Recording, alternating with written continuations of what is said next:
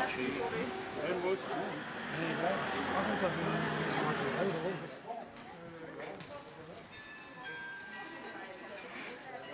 Constate un fort endettement de notre ville entre 2014 et 2020, parce qu'on est passé de plus de 79 millions à plus de 81 millions d'euros d'endettement.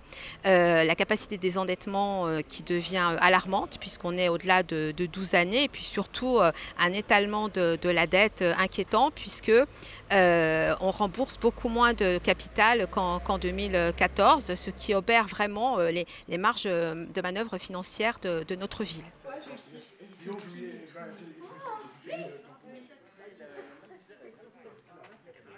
Critiquons effectivement l'aménagement du quai des Messageries parce que nous pensons que l'aménagement des quais aurait dû être fait dans sa globalité, avec une étude globale qui prend en compte toutes les mobilités, c'est-à-dire bien sûr la voiture, peut-être amoindrir la place de la voiture, les cyclistes, les piétons, les transports en commun. Et on voit bien que le quai des Messageries n'a pas été pensé dans sa globalité, c'est-à-dire qu'on ne peut pas se déplacer de manière sereine sur ce quai.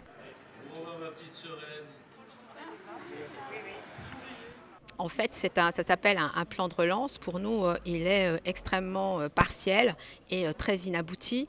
Il y a des mesures qui sont intéressantes et que nous voterons parce que c'est vrai que le commerce a besoin d'un fort soutien dans cette période, mais il ne prend en compte que quelques aspects de la problématique et on est bien loin de toutes les difficultés que la crise sanitaire a engendrées, notamment les difficultés sociales, les difficultés éducatives, les difficultés en termes de mobilité qui ne sont pas prises en compte et également les difficultés de nos entreprises. Donc il est très inabouti et il est bien loin d'aller en direction de toutes les problématiques engendrées par cette crise du coronavirus.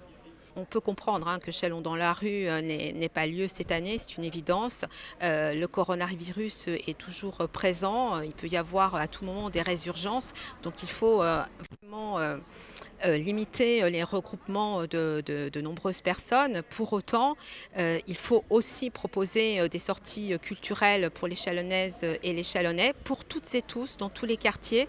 Et les propositions qui sont faites sont déjà annoncées de manière beaucoup trop tardive. Il aurait fallu s'y prendre bien en amont, puisqu'on savait que Chalon dans la rue n'aurait pas lieu. Et puis surtout pouvoir y inviter quand même une majorité de Chalonnaises et de Chalonnais en s'appuyant notamment sur les maisons de quartier. Parce que moi je pense beaucoup aux quartiers qui sont hors du centre-ville et dans lesquels les habitants ont finalement beaucoup peu de propositions de loisirs durant la période estivale.